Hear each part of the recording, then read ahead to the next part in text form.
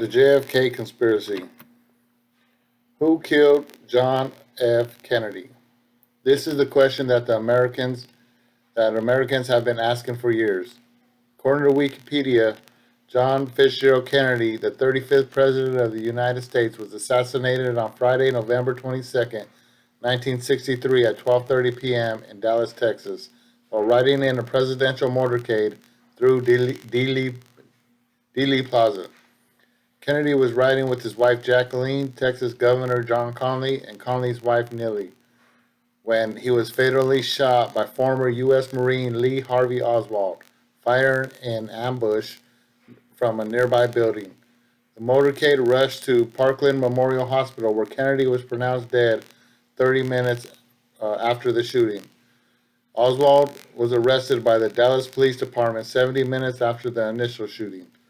Oswald was charged under Texas state law with the murder of Kennedy, as well as that of Dallas policeman J.D. Tippit, who had been fatally shot a short time after the assassination. At 11:21 a.m., November 24th, 1963, as live television cameras were covering his transfer from the city jail to the county jail, Oswald was fatally shot in the basement of Dallas Police Headquarters by Dallas nightclub operator Jack Ruby. Ruby was convicted of Oswald's murder, though it was later overturned on appeal, and Ruby died in prison in 1967 while awaiting a new trial. After a 10-month investigation, the Warren Commission concluded that Oswald assassinated Kennedy, that Oswald acted alone entirely, and that Ruby had acted alone in killing Oswald. This is the story that the American government has been feeding the American people for over 50 years. They have been teaching this lie in schools for over half a century, and the truth needs to finally be told. Today I will be discussing and giving you, the American people, some facts about the events that happened before the assassination that might be the reason for the assassination of JFK. Then I will be giving you information on the many so-called conspiracy theories about who could be responsible for the assassination. Finally, I will be giving my own theory on who killed JFK and why I know that it was more than one man that killed JFK. First, let me begin with the information about the events that happened before the horrible assassination of JFK. The first event that comes to mind is the Bay of Pigs. According to the website American Historama, the Bay of Pigs invasion occurred April 17, 1961, when 1,400 CIA-backed Cuban exiles launched a botched invasion at a beach on the south coast of Cuba called the Bay of Pigs. The Bay of Pigs invasion was a disaster. By April 20th, 1961, 1,200 invaders were forced to surrender. President Kennedy, embarrassed and humiliated, had to negotiate a deal with Fidel Castro to release the prisoners. According to an article, How the Bay of Pigs Invasion Changed JFK, JFK felt he could no longer trust the CIA, along with much of the foreign policy establishment he inherited, including the National Security Council. As a result of the disaster, Kennedy revamped the administration's decision-making process. And most importantly, the focus of the decision-making moved from the CIA to advisors the new president trusted, including his brother Robert Kennedy, the Attorney General, and old friend Theodore Sorensen. The CIA and the National Security Council would be consulted, but they would no longer have total sway in the new administration. According to a website, JFK Library, in 1961, the deteriorating political situation in Laos posed a serious concern in U.S. foreign policy when President JFK took office. Shortly before JFK's inauguration, President Eisenhower warned his successor that the effort was on the verge of failure and the U.S. might need to intervene. Kennedy moved cautiously.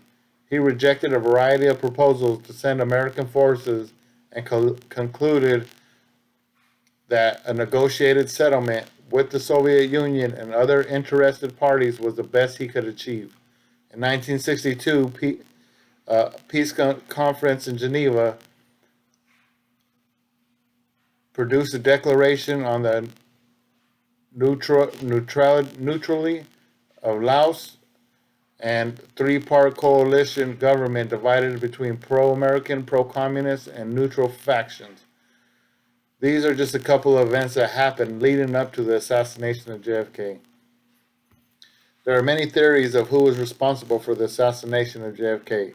According to the website bugspace.com, the Lyndon B. Johnson conspiracy. A poll by Gallup in 2003 indicated that nearly 20% of Americans suspected Vice President LBJ of being involved in the assassination of Kennedy for political gain and power. The Warren Commission also accused LBJ of plotting the assassination because he disliked the Kennedys and feared that he would be dropped from the Democratic ticket for the 1964 election. LBJ and JFK apparently had words the day before the assassination. Lyndon also played a big part in the JFK going to the Dallas in the first place. The mob conspiracy. The Kennedys were no stranger to crime. In fact, many believe that the mafia helped JFK steal the election in 1960 by securing the votes in the key state of Illinois. Jack Ruby, who killed Oswald, was a Dallas nightclub owner who some theorized had mafia connection. Some even believe that the mob was working in collusion with the CIA to carry out the Kennedy hit. In 2003, in an interview with James Files tells the story of the Kennedy assassination. In the spring of 1963, James was approached by Nicoletti, who told him that they were going on a drive. On this drive, Nicoletti told James of a plan to assassinate Kennedy. According to James, the plan had come from the CIA and Gynakana, and Nicoletti was chosen to carry out the plan. James went to Dallas a week before the assassination. A day after his arrival at the Lamplighter Hotel in Dallas, Lee Harvey Oswald arrived at the hotel. Oswald and James shared the same controller, David Atlee Phillips, who was a CIA officer.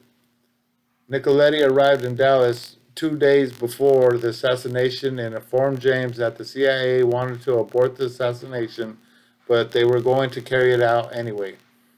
James claims he chose the grassy knolls as a shooting location, wore a reversible jacket to look like a railway worker, and stored his weapon in a suitcase.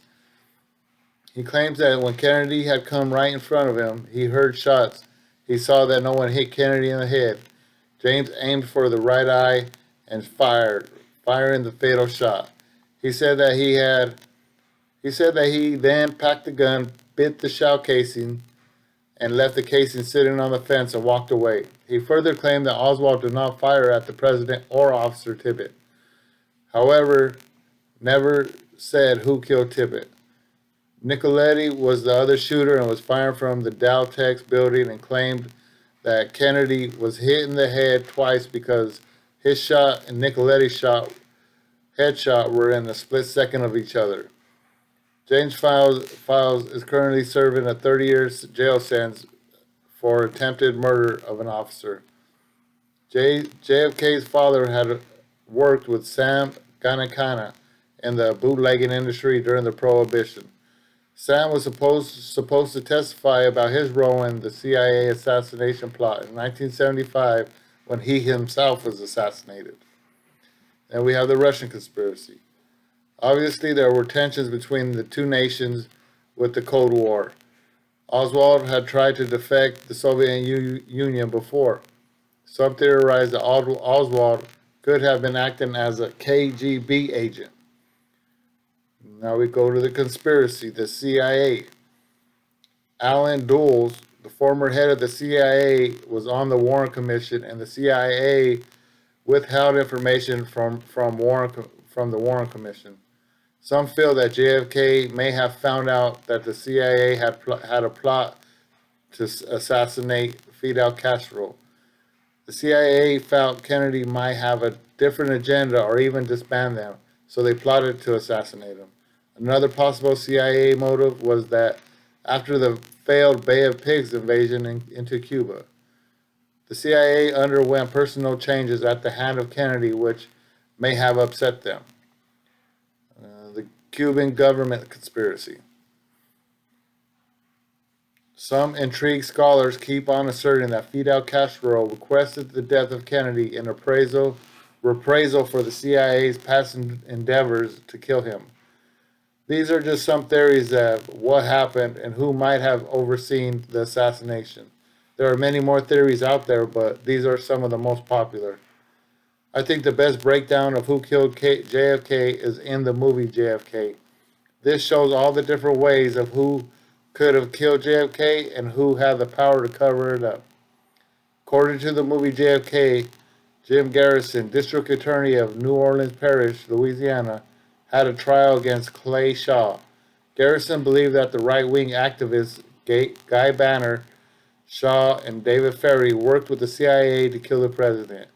It was also rumored that Kennedy wanted to dismantle the CIA for the Bay of Pigs incident in Cuba, giving a speech on April 21st, 1961, saying he wanted to splinter the CIA into 1,000 pieces and scatter it into the wind.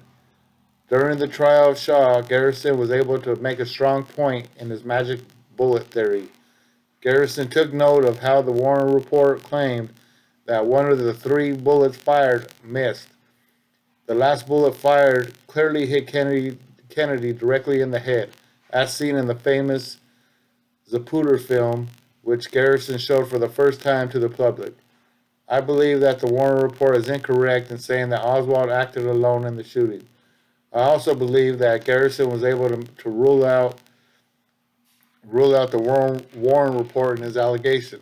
I find it very unlikely that Oswald would have been able to get off 3 shots in what the Warren Report states was 7.1 to 7.9 seconds.